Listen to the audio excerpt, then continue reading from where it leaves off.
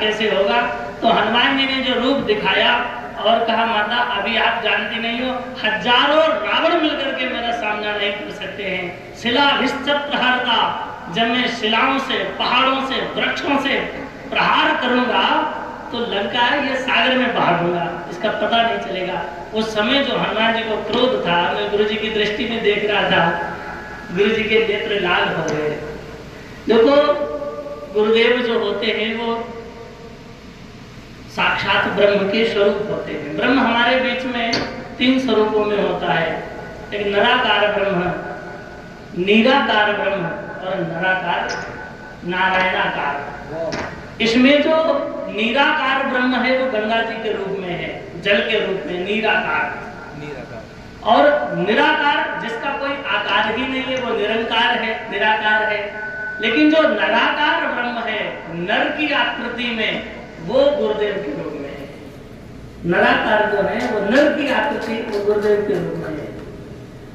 गुरुर्नवचम कुर्यात् पठन नान्यवतर भवेत्, कहते हैं कि गुरुर्नवचम कुर्यात्, यदि हम गुरु की अनुमति के अनुसार चलते रहे, गुरु की आज्ञा का उल्लंघन हमने यदि कभी नहीं किया तो हमारा निश्चित रूप से कल्याण हो जाएगा।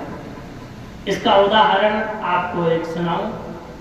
महाभारत के आदि पर्व में कथा आती है, एक शिष्य था उपमन्यु, पढ़ने के लिए गुरुकुल में गया तो गुरुदेव ने उसको पढ़ाने की बजाय गौ सेवा करने में लगा दिया।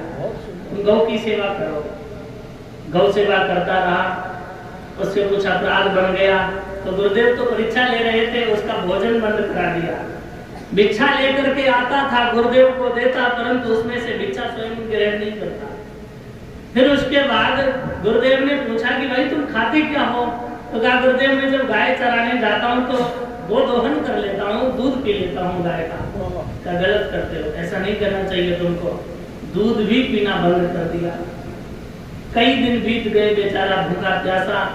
एक दिन गुरुदेव ने फिर पूछा कि भैया अब क्या खाते हो? तो कहा गुरुदेव जिस समय गौ माता अपने बछड़े को दुग्ध पान कराती है तो उनके मुख से जो झाग गिरती है मैं उसका पान कर लेता हूँ। गुरुदेव ने कहा कि बेटा बछड़े तुमसे स्नेह करते हैं, इस कारण वो अपना आधा भाग तुमको दे देते हैं झाग के रूप में, वो भूखे रह जाते होंगे। जब ये गुरुदेव की बात सुनी तो उसने झाग भी छोड़ दी और एक दिन भूख के कारण आग के पत्ते खा लिए। श्वेतार के जो होता है ना, जिसको आग बोलते हैं, दूध निकलता है उसमें, अकौआ मदार, उसके पत्ते खा लिए और उसकी नेत्र ज्योति चली गई, बालक अंधा हो गया, गिर गया एक गड्ढे में। गड्ढे में पड़े पड़े गुरुदेव का स्मरण किया। गुरुदेव आए तो निकाला नहीं, कहा बेटा मैं तुमको अश्विनी कुमार का मंत्र बताए देता हूँ, अश्विनी कुमार देवताओं के वैद्य हैं, ये मंत्र तुम जपो। गुरुदेव मंत्र बता करके चले गए। बालक मंत्र जपता रहा। अश्विनी कुमार प्रकट हुए, कहा बोलो तुम्हारी क्या इच्छा है? बोले मेरी कोई इच्छा नहीं, मेरे गुरुदेव ने ये कहा था मंत्र जाप करो, आगे की आज्ञा तो गुरुदेव देंगे। तो गुरुदेव का पुनः स्मरण किया। गुरुदेव जब प्रकट हुए, कहा बेटा ये तो मेरी परीक्षा थी, तुमको नेत्र ज्योति भी प्राप्त होगी और आशीर्वाद है, तुमने जो गुरुकुल में रहकर के सेवा की है और तुम्हारे सेवा की अवधि काल में जितने छात्रों ने जो जो अध्ययन किया है वो समस्त अध्ययन, वो समस्त विद्या तुम्हें कंठस्थ हो जाएगी और आजीवन विद्या कभी विस्मरण नहीं होगी। कलयुग में विस्मरण बहुत जल्दी हो जाती है बातें, हम पढ़ते हैं और भूल जाते हैं।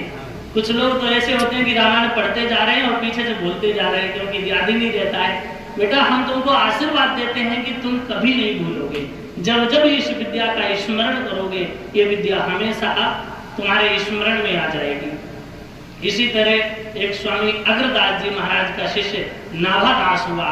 नाभा ने गुरुदेव की जब सेवा की, नाभादास अंधा था बालक, जब जन्म हुआ नाभा का तो घर वालों ने सोचा कि हम तो मांग के खाते हैं, इस अंधे को कहाँ लेकर के चलेंगे, जंगल में छोड़ दिया नाभादास को। जंगल में बेचारा खड़ा था, उधर से स्वामी अग्रदास जी निकल रहे थे, पूज्य स्वामी चेतन देव जी की तरह ही तपस्वी। उन्होंने जब बालक को देखा, पूछा बेटा कौन हो तुम, यहाँ क्या कर रहे हो? तो बोले महाराज यही जानना चाहता हूं मैं कौन हूं और यहाँ क्या कर रहा हूं, क्या करने आया हूं। इस वाक्य से बड़े प्रभावित हुए और हाथ में जल लेकर के जैसे ही छिड़का लगाया तुरंत वो बालक बोल पड़ा, नेत्र आ गए। कहा गुरुदेव अब मैं आपको छोड़ नहीं जाऊंगा, आपकी ही सेवा करूंगा, आपके ही साथ रहूंगा।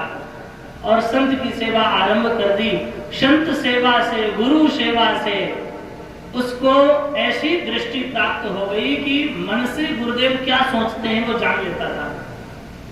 एक बार क्या सोचते हैं वो जान, गुरुदेव के मन की बात जान लेता। सेवक यदि सच्चा सेवक है तो गुरुदेव के हृदय की बात जान सकता है।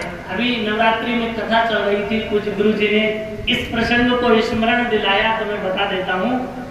पूज्य महाराज जी तिलक नहीं लगाए थे और अपने साधना में बैठे थे। गुरु जी अपने घर पे थे, इनको घर पे स्मरण हो गया कि आज गुरुदेव ने तिलक नहीं लगाया। तो आकर के पूछा कि गुरुजी आज आपने तिलक नहीं लगाया? बोले लल्ला मेरी तिलक की डिब्बी खो गई। तो ये बात गुरुदेव को अपने घर पे थे वहां महसूस हो गया कि गुरुदेव ने तिलक नहीं लगाया है। सेवक यदि सच्चे मन से सेवा करता है तो गुरुदेव के हृदय की बात भी जान लेता है।